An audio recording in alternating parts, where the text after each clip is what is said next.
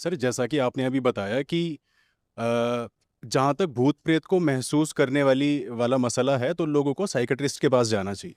लेकिन हम देखते हैं आज भी भारत में ऐसे बहुत स्थान हैं जहाँ अलग अलग रिलीजन के, हिंदुज़म में जैसे बालाजी हो गया, या फिर बहुत सारी क्रिश्चियन मोनेस्ट्रीज़ हैं पंजाब में हैं और अलग जगह काम कर रही हैं। अब ये एक बाबा बलजिंदर बाबा भी पकड़े गए जिनको पुलिस ने भी पकड़ा है। तो बहुत से लोग इसके असरदार होने का दावा भी करते हैं।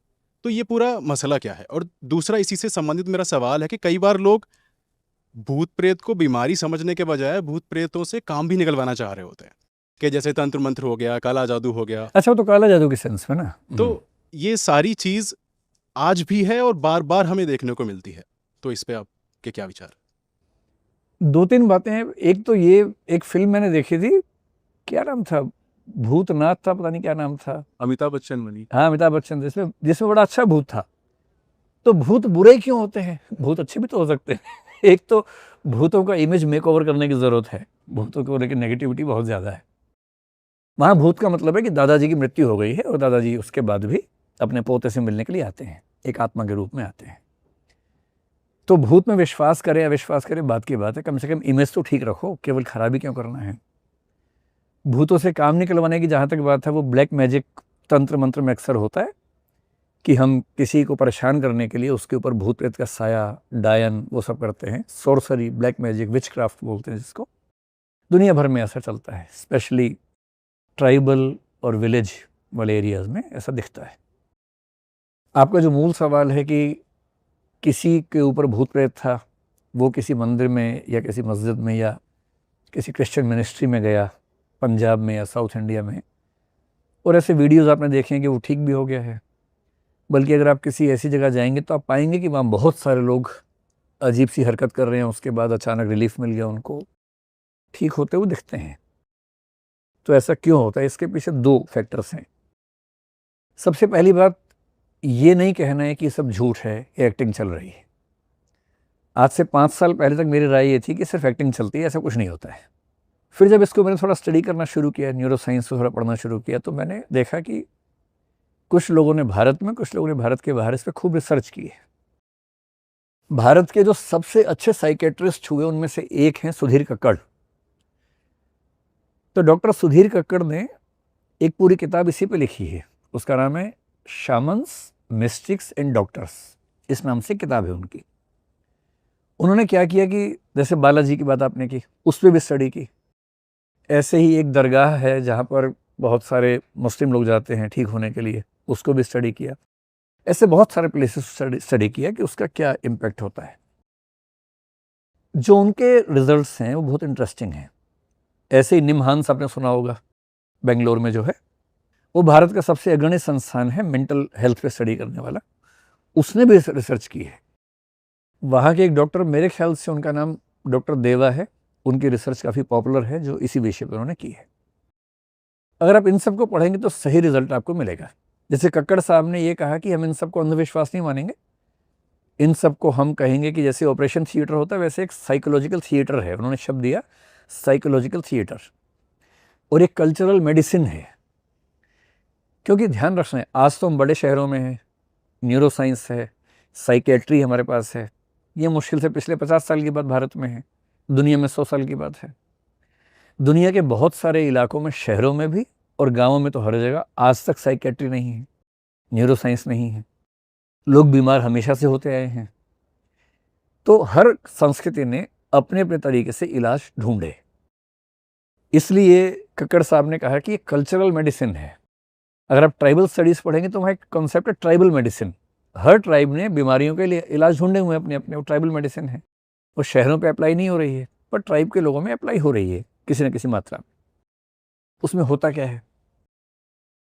उसमें होता ये कि मान लीजिए एक आदमी को लगता है कि उसके ऊपर भूत का साया है।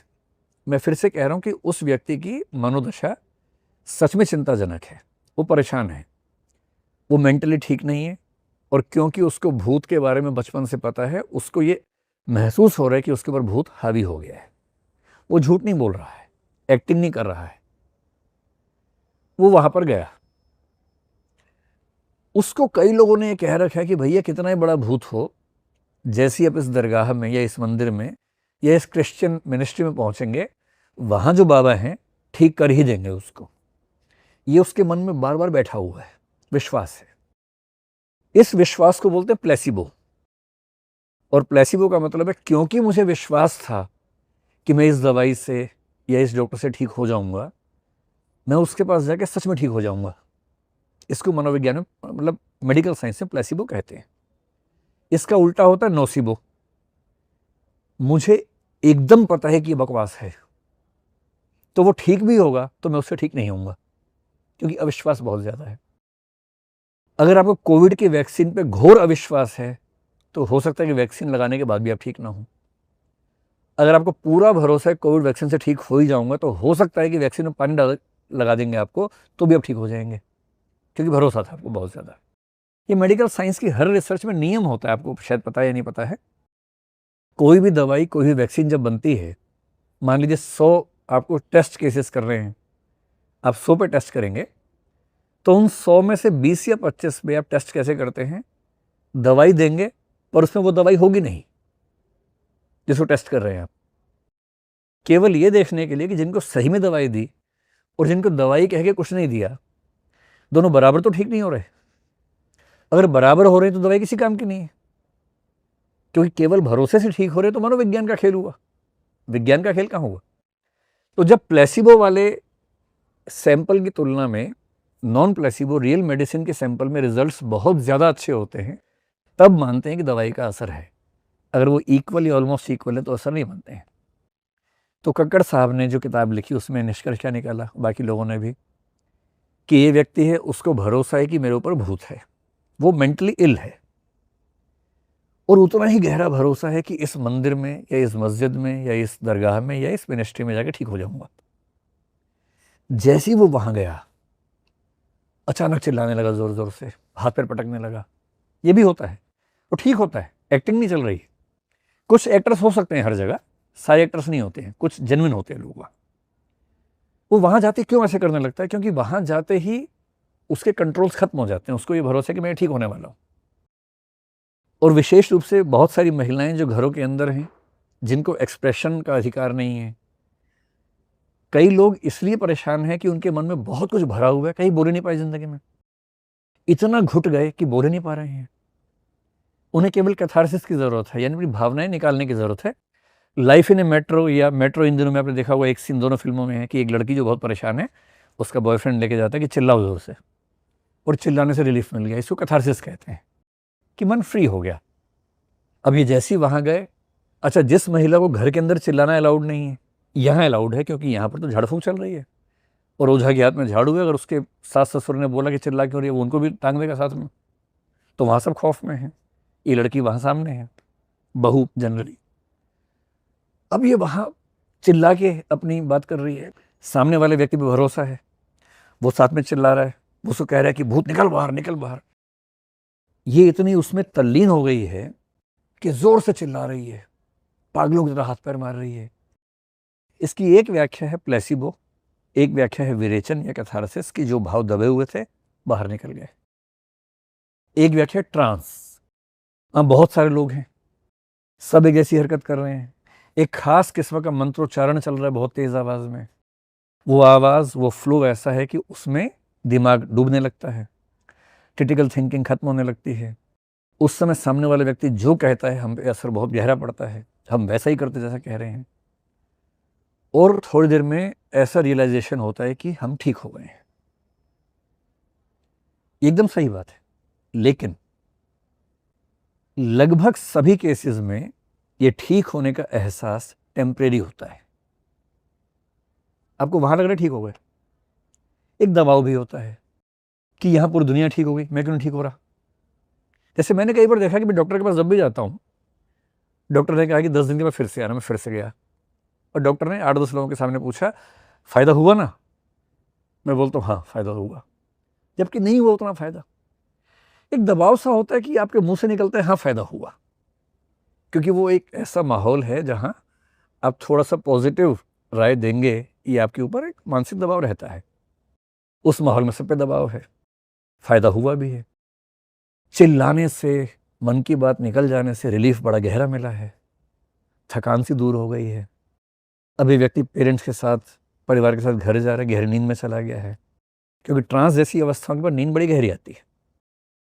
अभी व्यक्ति एक दिन बढ़िया से सोया, उसके बाद उठा, पहले की तुलना में काफ़ी ठीक है, लेकिन 5 दिन 10 दिन होते होते फिर से वो चीज़ें होनी शुरू होती हैं। उस लेवल पर आने में टाइम लगता है, और एक समय के बाद वो लेवल भी आता है, फिर लेके जाना पड़ता है, क्योंकि विश्वास है ही, वहाँ गए, फिर से वो सब हुआ, फिर थोड़ा सा रिलीफ हुआ। ऐसे केसेस निमहांस को, कक्कड़ साहब को भी बहुत कम या नहीं के बराबर मिले, जहाँ परमानेंट रिलीफ हुआ। और टेम्परेरी रिलीफ की वजह प्लेसिबो ज़्यादा है और विरेचन, कैथारसिस ज़्यादा है। ट्रांस की अवस्था, हिप्नोसिस जिसको बोलते हैं, हिप्नोसिस का मतलब है कि दिमाग किसी के कंट्रोल में आपके है और उसने आपको कहा कि तुम ठीक हो गए, भूत निकाल दिया मैंने बाहर। जैसे ही उसने कहा कि तुम्हारा भूत ये निकाला, बाहर हो गया, कुछ बाहर नहीं हुआ। पर इसको इतना भरोसा इस व्यक्ति पे है कि इसको लग गया कि बाहर हो गया भूत, निकला कुछ नहीं है।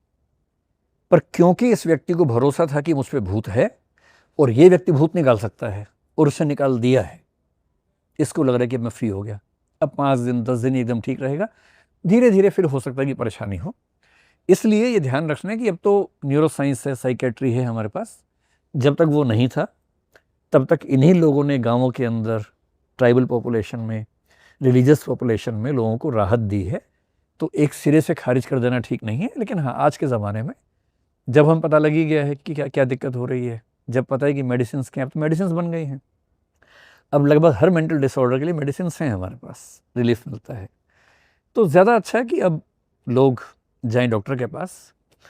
और झाड़ फूंक में दिक्कत ये भी है कि कभी कभी झाड़ फूंक करते करते असली ट्रीटमेंट में देर हो जाती है, और जब आप पहुंचते हैं असली ट्रीटमेंट के लिए, तब तक इलाज करना संभव नहीं बचता है।